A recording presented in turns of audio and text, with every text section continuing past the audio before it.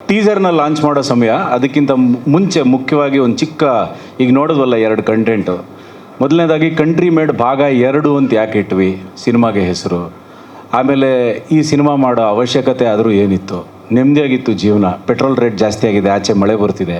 ಇದೆಲ್ಲದ್ರ ಮಧ್ಯೆ ಇವತ್ತು ಕನ್ನಡ ಸಿನಿಮಾದಲ್ಲಿ ಹೀರೋಗಳ ಅಂದರೆ ದೊಡ್ಡ ಹೀರೋಗಳ ಸಿನಿಮಾಗಳು, ಅದರ ಪಬ್ಲಿಸಿಟಿ, ಅದರ ಒಂದು ವ್ಯಾಪ್ತಿ, ಆ ಥರದೊಂದು ಪ್ಯಾನ್ ಇಂಡಿಯಾ ಇತ್ಯಾದಿ ಇತ್ಯಾದಿ, ಇದೆಲ್ಲದರ ಮಧ್ಯೆ ಇಲ್ಲಿರೋಂಥ ಈ ಪಾತ್ರಗಳನ್ನೇ ಈ ಸಿನಿಮಾಗೆ ಹಾಕ್ಕೊಂಡು ಏನಕ್ಕೆ ಈ ಸಿನಿಮಾ ಮಾಡಬೇಕಾಗಿತ್ತು, ಈ ಥರದ್ದು ಎಷ್ಟೋ ಪ್ರಶ್ನೆಗಳಿದೆ. ಅದಕ್ಕೆಲ್ಲ ಮುಂದೆ ನಾನು ಉತ್ತರ ಕೊಡಬೇಕು ಅಂತ ಅಂದ್ಕೊಂಡಿದ್ದೀನಿ. ನನ್ನ ಹಿಂದಿನ ಸಿನಿಮಾ ಅರ್ಧಂಬರ್ಧ ಪ್ರೇಮಕತೆ ಸಿನಿಮಾ ರಿಲೀಸ್ ಎಲ್ಲ ಆದಮೇಲೆ ಒಂದು ದಿವಸ ತಲೆ ಕೆಟ್ಟು ಪಾವಗಡ ಕಡೆ ಹೊರಟ್ವಿ. ನಮ್ಮೂರಿಂದ ಒಂದು 15 ಕಿಲೋಮೀಟ್ರ್ ದೂರ ಪಾವಗಡ ಊರು. ನನಗೆ ಭಾಳ ಚೈಲ್ಡ್ಹುಡ್ಡಿಂದನೂ ಭಾಳ ಕಾಡದಂಥ ಒಂದು ಊರು. ಅಲ್ಲಿ ಒಂದು ಬೆಟ್ಟ, ಅಲ್ಲಿರೋಂಥ ಆ ಊರು ಒಂದು ಆರ್ ಕೆ ನಾರಾಯಣ್ ಅವರ ಮಾಲ್ಗುಡಿ ಡೇಸಲ್ಲಿ ಇದ್ದಂಥ ಒಂದು ಚಿತ್ರಣಕ್ಕೆ ಎಲ್ಲೋ ಒಂದು ಕಡೆ ಒಂದು ಚಿಕ್ಕ ಪ್ಯಾರಲಲ್ ಅಂತ ಅನಿಸಿತ್ತು. ಇವತ್ತಿಗೂ ಆ ಊರು ಹಂಗೆ ಇದೆಯಾ ಅಂತ ಅಂದ್ಕೊಂಡು, ಆ ಊರೇನಾದರೂ ಹಾಗೆ ಇದ್ದರೆ ಅಲ್ಲಿ ಏನೋ ಶೂಟಿಂಗ್ ಮಾಡಬೇಕಲ್ಲ ಅನ್ನೋದು ಒಂಥರ ಒಂದು ತವಕ ಇತ್ತು. ಆ ಊರಿಗೆ ಹೊರಟ್ರೆ ಆ ಊರಲ್ಲಿ ನಾನು ನೋಡಿದ್ದು ಒಂದಿಷ್ಟು ಪಾತ್ರಗಳನ್ನು, ರಿಯಲ್ ಲೈಫ್ ಪಾತ್ರಗಳನ್ನು. ಯಾವುದೋ ಒಂದು ರಸ್ತೆಯಲ್ಲಿ ಹಿಂಗೆ ನಡ್ಕೊಂಡು ಸುಮ್ಮನೆ ಲೊಕೇಶನ್ ನೋಡ್ತಾ ಹೋಗಿರ್ಬೇಕಾದ್ರೆ ಕಾಜಲ್ ಅನ್ನೋ ಒಂದು ಪಾತ್ರ ನನ್ನ ಟಪಕ್ಕಂತ ಒಂದು ಕಣ್ಣಿಗೆ ಬಂತು. ಈ ಊರಲ್ಲಿ ಈ ಥರದ್ದೊಬ್ಬ ರೌಡಿ, ಒಬ್ಬ ಗ್ಯಾಂಗ್ಸ್ಟರ್ ಇದ್ದರೆ ಹೆಂಗಿರುತ್ತೆ ಅಂತ ಅನ್ನಿಸ್ತು. ಇನ್ನು ಸ್ವಲ್ಪ ಮುಂದೆ ಹೋದೆ, ಯಾರೋ ಒಬ್ಬ ಮಿಲ್ಕಿ ಅಂತ ಒಬ್ಬ ಪಾತ್ರ ಇದ್ದರೆ ಹೆಂಗಿರುತ್ತೆ ಅಂತ ಅನ್ನಿಸ್ತು. ಹೋಗ್ತಾ ಹೋಗ್ತಾ ಕಾಜಲ್ಲು, ಮಿಲ್ಕಿ, ಮಜ್ಜಿಗೆ, ಬಾಂಬೆ ಬಂಟಿ, ಇಲ್ಲೆಲ್ಲ ಇದೆಯಲ್ಲ ವಿಚಿತ್ರ ಚಿತ್ರಾನ್ನ ಹೆಸರುಗಳು.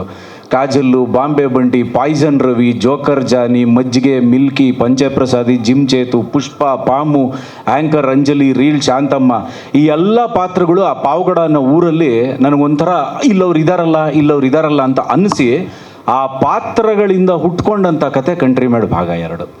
ಸೊ ನಾನು ಪಾವಗಡಗೆ ಒಂದು ಹೆಸರಿಟ್ಬಿಟ್ಟಿದ್ದೀನಿ, ಅದು ಪಾವಗಡ ಅಲ್ಲ, ಪವಾಡಗಳ ಗಡ ಅಂತ. ಅದೇನೋ ಗೊತ್ತಿಲ್ಲ, ಆ ಊರಿನ ಎನರ್ಜಿ, ಅಲ್ಲಿ ಒಂದು ಹೊಸ ಒಂದು ಯೂನಿವರ್ಸ್ ಬಿಲ್ಡ್ ಮಾಡಬೇಕು ಅಂತ ಅನ್ನಿಸಿದಾಗ ಹುಟ್ಟಿದಂಥ ಹೆಸರೇ ಪೆಂಡಾಲ್ಪುರ. ಭಾಳ ವರ್ಷಗಳ ಹಿಂದೆ ಆ ಊರಿಗೆ ವಿಶ್ವನಾಥಪುರಿ ಅಂತ ಹೆಸರಿತ್ತು. ಯಾರೋ ಒಬ್ಬ ರಾಜ ಬಂದಲ್ಲೇನೋ ಆಳ್ತಿದ್ದ, ಹಿಂಗೆಲ್ಲ ಒಂದು ಕತೆ ಇಟ್ಕೊಂಡು ಅದೆಷ್ಟೋ ಜನ ರೌಡಿಗಳು ಅಲ್ಲಿ ಪೆಂಡಾಲ್ ಹಾಕ್ಸ್ಕೊಂಡ್ಬಿಟ್ಟು ಇವತ್ತು ಆ ಊರಿಗೆ ಪೆಂಡಾಲ್ಪುರ ಅಂತಲೇ ಹೆಸರಾಗ್ಬಿಟ್ಟಿದೆ ಅನ್ನೋದು ಒಂದು ಕತೆ, ಒಂದು ಲೈನ್ ಬಂತು. ಜೊತೆಗೆ ನನಗೆ ಹೊಳೆದಿದ್ದು ಇನ್ನೊಂದು ಲೈನ್ ಅಂದರೆ, ನಮ್ಮೂರಲ್ಲಿ ನೊಣಗಳು ಜಾಸ್ತಿ, ಯಾಕೆಂದರೆ ನಮ್ಮೂರಲ್ಲಿ ಹೆಣಗಳು ಜಾಸ್ತಿ ಅಂತ. ಈ ಒಂದು ಲೈನನ್ನು ಹಿಡ್ಕೊಂಡು ಇಡೀ ಸಿನಿಮಾದ ಕಥೆ ಟ್ರಾವೆಲ್ ಮಾಡಿದಾಗ ನನಗೆ ಅನಿಸಿದ್ದೇನು ಅಂದರೆ, ದ್ವೇಷ, ರೋಷ, ಸಿಟ್ಟು, ಸೇಡಿನ ಯುದ್ಧಗಳನ್ನು ಹೆಚ್ಚಾಗಿ ನಾವು ಗಂಡಸರೇ ಮಾಡಿದ್ರೂ ಗಾಯಗಳಾಗೋದು ಮಾತ್ರ ಮನೆಯಲ್ಲಿರುವಂಥ ಹೆಂಗಸರಿಗೆ ಅಂತ. ಅದು ತಾಯಿ ಆಗಿರ್ಬೋದು, ಮಡದಿ ಆಗಿರ್ಬೋದು, ಸ್ನೇಹಿತೆ ಆಗಿರ್ಬೋದು, ಮಗಳಾಗಿರ್ಬೋದು. ಹೊಸಲು ದಾಟಿ ಆಚೆ ಹೋಗಿ ಗಂಡಸ್ತನ ಮೆರೆದು ಚಾಕು ಚೂರಿಗಳನ್ನು ಇರಿದು ಎಲ್ಲ ಮಾಡೋವಂಥ ಗಂಡಸರಿಗೆ, ಯಾರೋ ಮನೆಯಲ್ಲಿ ಅಳ್ತಾ ಇರುವಂಥ ಒಂದು ತಾಯಿ, ಒಂದು ಹೆಂಡತಿ ಎಲ್ಲರೂ ಇರ್ತಾರಲ್ಲ, ಅವ್ರಿಗೆ ಎಷ್ಟು ಸ್ಕ್ರೀನ್ ಟೈಮ್ ಕೊಡ್ತೀನಿ ಈ ಸಿನಿಮಾದಲ್ಲಿ ಅನ್ನೋದು ನನಗೆ ದೊಡ್ಡ ಚಾಲೆಂಜ್ ಆಗಿತ್ತು.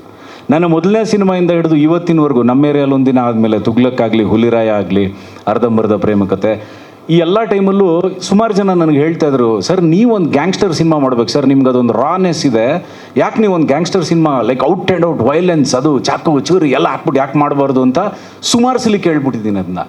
ಆದರೆ ನನಗೆ ಯಾವತ್ತೂ ಅನಿಸಿದ್ದೇನು ಅಂದರೆ, ಒಂದು ವೈಲೆಂಟ್ ಅಥವಾ ಒಂದು ರೌಡಿಸಮ್ ಸಿನಿಮಾ ಮಾಡೋದು it is A low hanging fruit ಅಂತೀವಲ್ಲ, ಅಂದರೆ ಭಾಳ ಈಸಿಯಾಗಿ ಟಪಕ್ಕಂತ ಎಟ್ಕೋ ಅಂಥದ್ದು. ಒಬ್ಬ ಹೀರೋ ಇರ್ತಾನೆ, ಅವ್ನ ಕೈಯಲ್ಲಿ ಒಂದು ಲಾಂಗ್ ಇರುತ್ತೆ, ಅವ್ನು ಹಿಂಗೆ ಬರ್ತಾನೆ, ಒಂದು ಬಿಲ್ಡಪ್ ಇರುತ್ತೆ, ಇದೆಲ್ಲ ಅದು ತಪ್ಪು ಅಂತ ನಾನು ಹೇಳ್ತಿಲ್ಲ.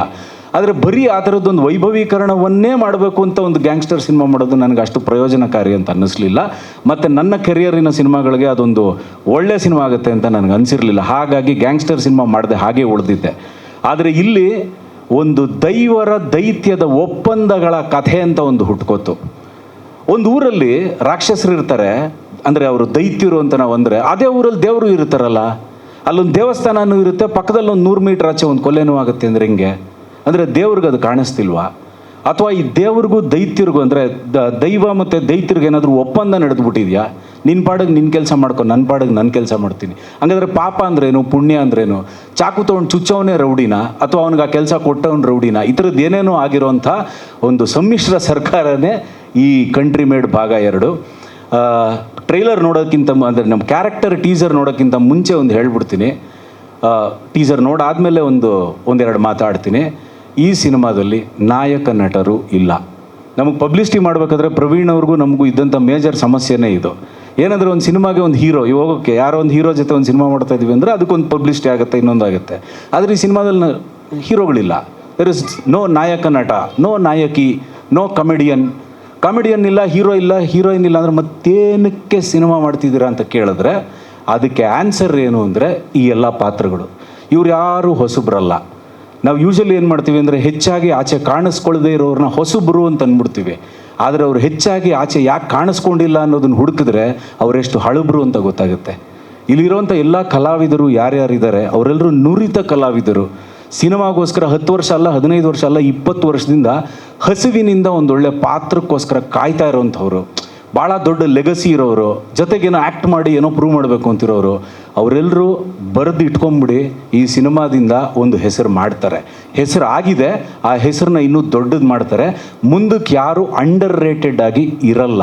ಅದಕ್ಕೋಸ್ಕರನೇ ಈ ಕಾಜಲ್ಲು, ಮಿಲ್ಕಿ, ಏನೋ ಮಜ್ಜಿಗೆ, ಪ್ರಸಾದಿ ಇವರೆಲ್ಲರ ಜೊತೆ ನಾನು ಮಧ್ಯದಲ್ಲಿ ಅಂತ ನನಗೂ ಭಾಳ ದಿವಸದಿಂದ ಒಂದು ಪಾತ್ರ ಮಾಡಬೇಕು ಅಂತ ಒಂದು ಆಸೆ ಇತ್ತು. ನಾನು ಶುರು ಮಾಡಿದ್ದೆ ಆ್ಯಕ್ಟ್ರಾಗಿ, ಆದರೆ ಆಮೇಲೆ ಡೈರೆಕ್ಟರ್ ಆದ, ಇನ್ನೊಂದು ಆದ, ಇದೆಲ್ಲ ಆದಮೇಲೆ ನನ್ನ ಈ ಬಾಂಬೆ ಬಂಟಿ ಅನ್ನೋ ಪಾತ್ರ ಪ್ರಾಬ್ಲಿ ನನ್ನ ಬಿಟ್ಟರೆ ಬೇರೆ ಯಾರಿಗೂ ನಾನು ಬರೆಯೋದಕ್ಕೆ ಸಾಧ್ಯ ಆಗಿರಲಿಲ್ಲ ಅನ್ನೋ ಕಾರಣಕ್ಕೆ ನಾನು ಕೂಡ ಇದರಲ್ಲಿ ನಟನೆ ಮಾಡಿದ್ದೀನಿ. ಅಷ್ಟೇ ಬಿಟ್ಟರೆ ಇನ್ಯಾವ ವಿಜೃಂಭಣೆನೂ ಇಲ್ಲ. ಈಗ ನಾವು ಕ್ಯಾರೆಕ್ಟರ್ ಟೀಸರ್ನ ನೋಡ್ಬೋಣ, ಆಮೇಲೆ ಬೈಸ್ಕೊಳ್ಳೋಕೆ ರೆಡಿ.